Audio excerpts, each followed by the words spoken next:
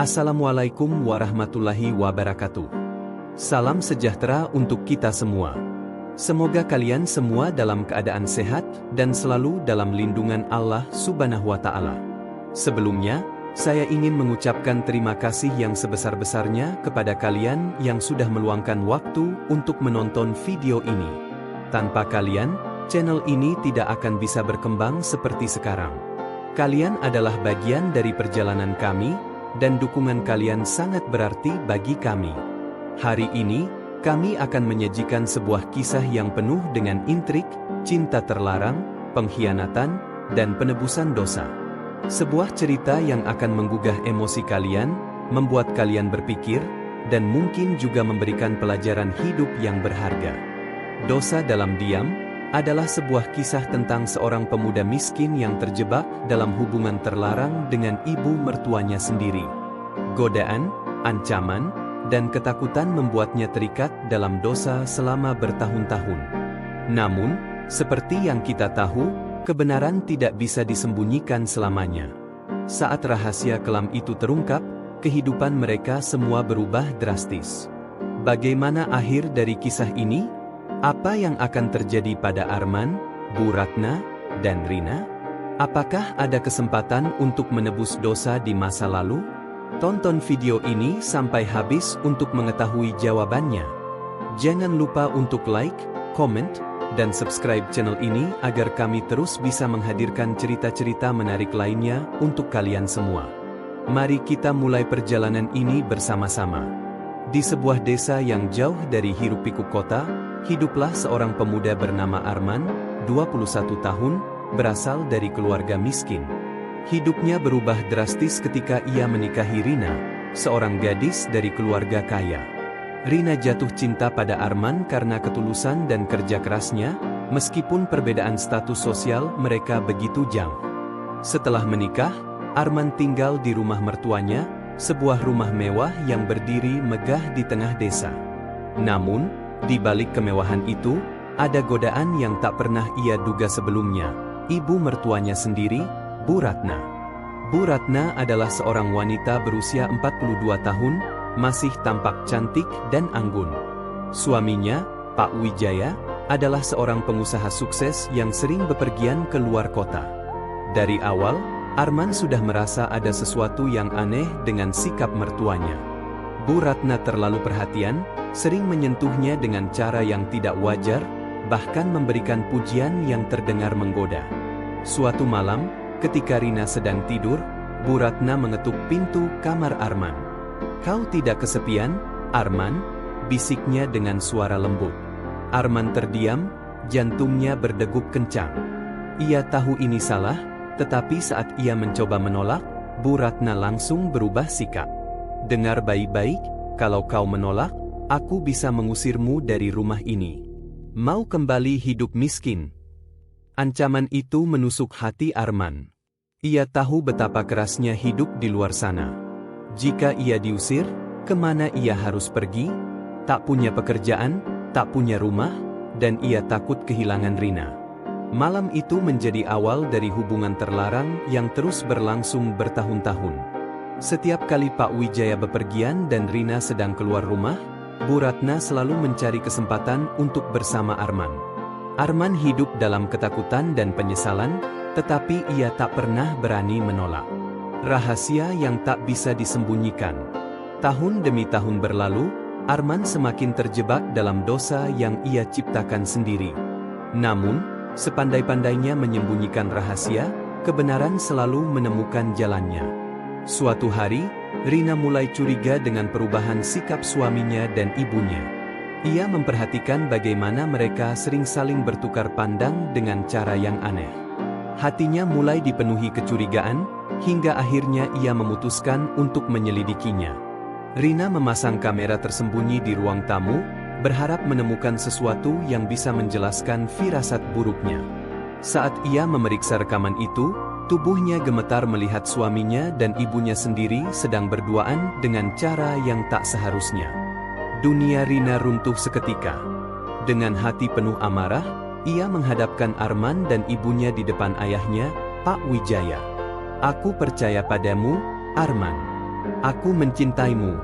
Tapi ini yang kau lakukan padaku? Dengan ibuku sendiri? Teriak Rina sambil menangis histeris. Pak Wijaya, yang awalnya tak percaya, akhirnya melihat sendiri bukti perselingkuhan itu. Dengan kemarahan yang membara, ia langsung menceraikan Bu Ratna dan mengusir Arman dari rumahnya. Arman kehilangan segalanya dalam satu malam. Rumah, istri, dan harga dirinya hancur. Bu Ratna pun mengalami nasib yang sama, ditinggalkan suami, dijenghi oleh anaknya, dan kehilangan status sosialnya. Arman akhirnya kembali hidup dalam kemiskinan, tetapi kali ini dengan beban dosa yang tak akan pernah bisa ia hapus. Akhir dari sebuah pengkhianatan selalu membawa kehancuran. Setelah diusir dari rumah keluarga Wijaya, Arman berjalan tanpa arah. Malam itu begitu dingin, dan rasa malu terus menghantuinya. Ia mencoba mencari tempat berteduh, tetapi tak ada seorang pun yang bersedia menolongnya. Semua orang di desa sudah mendengar tentang perselingkuhannya dengan Bu Ratna. Di sudut pasar, ia bertemu dengan Joko, sahabat lamanya yang dulu pernah hidup susah bersamanya. Arman tak sanggup menjawab. Dengan tubuh gemetar, ia hanya berkata lirih, "Aku tak punya tempat lagi." Joko, yang masih mengingat kebaikan Arman di masa lalu, akhirnya mengizinkannya tinggal di rumah kecilnya. Namun, kehidupan Arman berubah drastis. Dari seorang menantu pria kaya yang menikmati kemewahan, kini ia menjadi buruh kasar di pasar, mengangkat karung demi sesuap nasi. Di sisi lain, Bu Ratna mengalami nasib yang tak kalah buruk. Setelah diceraikan oleh suaminya, ia kehilangan semua fasilitas mewah yang selama ini ia nikmati. Tak ada lagi perhiasan mahal, gaun indah, atau pesta sosialita. Rina menolak berbicara dengannya, bahkan menganggapnya sudah mati. Namun, yang paling menyakitkan bagi Bu Ratna adalah kehilangan Arman. Meski dulu hubungan mereka terjalin karena godaan dan ancaman, kini ia merasa hampa tanpa kehadiran pria muda itu. Suatu malam, saat Arman sedang bekerja membersihkan pasar, seorang wanita mendatanginya. Itu Bu Ratna. Penampilannya sangat berbeda. Rambutnya berantakan, wajahnya pucat, dan tubuhnya lebih kurus dari sebelumnya.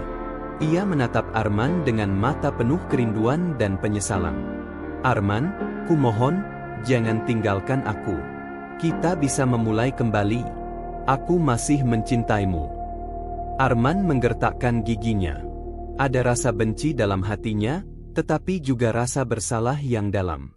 Ia tahu bahwa semua ini terjadi karena kesalahan mereka berdua. "Aku sudah membayar harga untuk semua dosa ini, Bu. Aku tak bisa lagi bersamamu," jawabnya dingin. Namun, Bu Ratna tak menyerah. Dengan suara lirih, ia berbisik, "Kalau kau meninggalkanku sekarang, kau akan menyesal seumur hidup." Arman terdiam. Ia tahu, dosa di masa lalu tak akan pernah benar-benar hilang. Dan mungkin, ia akan terus dihantui oleh bayangan wanita yang dulu menjadi mertuanya, sekaligus kekasih terlarangnya. Malam itu, setelah pertemuan dengan Bu Ratna, Arman merasa pikirannya semakin kacau. Ia mencoba mengabaikan wanita itu, tetapi bayangannya terus menghantui. Selama bertahun-tahun, ia hidup dalam ketakutan, dalam ancaman, dalam dosa. Kini, setelah semua itu berakhir, mengapa ia masih merasa terjebak? Di rumah kecil Joko, Arman duduk termenung. Ia tak bisa tidur. Hatinya penuh dengan rasa bersalah, tetapi di saat yang sama, ada sesuatu dalam dirinya yang masih terikat pada Bu Ratna. Keesokan harinya, saat Arman bekerja di pasar, seorang anak kecil berlari menghampirinya. "Kak, ada ibu-ibu yang nyari kakak di gang belakang," ucap anak itu dengan polos.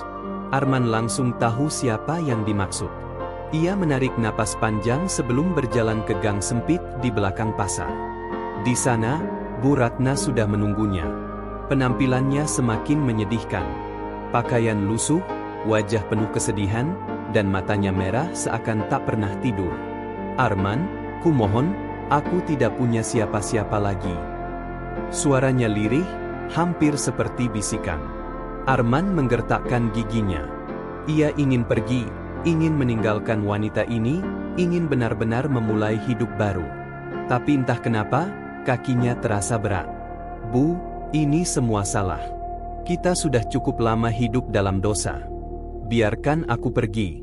Biarkan aku menebus kesalahanku, kata Arman dengan suara pelan. Tapi Bu Ratna menggelengkan kepala. Aku tidak bisa, Arman. Aku mencintaimu. Mata Arman melebar. Kata-kata itu begitu aneh terdengar. Apakah ini benar-benar cinta? Atau hanya obsesi? Bu Ratna mendekat, mencoba menyentuh wajahnya. Arman mundur selangkah. Jangan lakukan ini lagi, Bu. Aku sudah kehilangan semuanya. Aku tidak mau kehilangan jiwaku juga, ucapnya tegas. Bu Ratna terdiam, menatapnya dengan mata yang berkaca-kaca. Perlahan, ia tersenyum pahit. Baiklah, kalau itu yang kau mau. Lalu, tanpa diduga, ia berbalik dan berjalan pergi.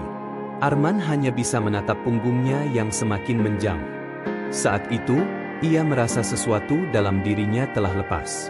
Seperti rantai yang selama ini mengikatnya akhirnya terputus. Namun, apakah ini benar-benar akhir? Ataukah dosa masa lalunya akan kembali menghantuinya di kemudian hari?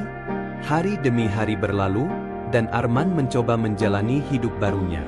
Ia bekerja keras sebagai buruh di pasar, berusaha melupakan segala dosa masa lalunya. Namun, rasa bersalah itu terus menghantuinya. Setiap kali ia melihat pasangan yang tersenyum bahagia, ia teringat pada Rina, wanita yang pernah ia sakiti. Sementara itu, Bu Ratna benar-benar menghilang setelah pertemuan terakhir mereka. Tak ada lagi kabar, tak ada lagi kehadiran tiba-tiba yang membuat Arman gelisah. Tetapi, keheningan itu justru terasa aneh. Seolah ada sesuatu yang salah, sesuatu yang sedang menunggu untuk meledak. Suatu siang, saat Arman sedang mengangkut barang dagangan, ia mendengar suara gaduh di ujung pasar. Kerumunan orang berbisik-bisik sambil menunjuk ke arah seorang wanita yang tampak kumal dan lemah, duduk di pinggir jalan. Arman menghentikan pekerjaannya dan berjalan mendekat. Hatinya langsung mencelos ketika melihat siapa wanita itu, Bu Ratna. Wanita yang dulu anggun dan penuh pesona kini terlihat seperti bayangan dirinya sendiri. Rambutnya acak-acakan, wajahnya kusam, dan tubuhnya kurus seperti tak pernah makan dengan layak. Ratna Wijaya, ya? Dengar-dengar dia dulu selingkuh sama menantunya sendiri. Makanya, sekarang hidupnya begini, bisik salah satu warga. Arman merasa dadanya sesak mendengar kata-kata itu. Ia tahu bahwa semua ini adalah akibat dari dosa mereka berdua. Tanpa banyak bicara, ia mendekati Bu Ratna dan membantunya berdiri. Wanita itu terkejut, lalu menatap Arman dengan mata yang penuh air mata. Arman, kau masih peduli padaku? Tanyanya dengan suara gemetar. Arman hanya mengangguk. Aku tidak bisa membiarkanmu seperti ini. Walaupun kita sudah melakukan banyak kesalahan, kau tetap manusia. Kau butuh bantuan, ucapnya tegas. Arman membawa Bu Ratna ke rumah Joko, tempat ia tinggal. Joko awalnya tidak setuju, tetapi akhirnya mengalah setelah mendengar penjelasan Arman. Awal baru, selama beberapa minggu, Arman merawat Bu Ratna. Ia memastikan wanita itu mendapatkan makanan yang cukup, pakaian yang layak, dan tempat untuk beristirahat. Namun, hubungan mereka tak lagi seperti dulu. Bu Ratna merasa malu, tetapi di saat yang sama, ia mulai menyadari sesuatu. Arman, aku minta maaf. Aku menghancurkan hidupmu. Aku menghancurkan hidup Rina. Dan aku menghancurkan diriku sendiri, ucapnya suatu malam. Arman terdiam. Kata-kata itu adalah sesuatu yang sudah lama ia tunggu, tetapi mendengarnya tak membuat beban di hatinya berkurang. Kita berdua salah, Bu. Dan sekarang, yang bisa kita lakukan hanyalah mencoba menebusnya, jawabnya pelan. Namun, apakah penebusan itu mungkin? Dosa mereka begitu besar, dan luka yang mereka tinggalkan begitu dalam. Pesan dari masa lalu. Suatu hari, Rina kembali ke desa. Setelah bertahun-tahun mencoba melupakan masa lalu, ia memutuskan untuk menata hidupnya kembali. Ketika mendengar bahwa Arman masih tinggal di desa, ia merasa ragu untuk bertemu. Namun, takdir mempertemukan mereka di pasar. Saat itu, Arman sedang bekerja, dan Rina melihatnya dari kejauhan. Ketika mata mereka bertemu, waktu seolah berhenti. Rina ingin marah, tetapi air matanya justru mengalir. Ia melihat seorang pria yang berbeda, bukan lagi suaminya yang penuh dosa, tetapi seseorang yang tampak lebih dewasa, lebih bijak, dan lebih terluka. Arman mencoba mendekatinya, tetapi Rina mengangkat tangan. "Aku tidak membencimu lagi, Arman. Tapi aku juga tidak bisa memaafkanmu sepenuhnya. Kita tidak bisa kembali seperti dulu. Tapi aku harap kau bisa menemukan jalanmu," ucapnya sebelum pergi. Arman hanya bisa menatap kepergiannya, merasa bahwa itu adalah hukuman terakhir yang harus ia terima. Kini, ia hanya memiliki satu tujuan, menebus dosa-dosanya dengan hidup yang lebih baik. Dan meskipun jalannya panjang dan sulit, ia tahu bahwa ia harus mencoba.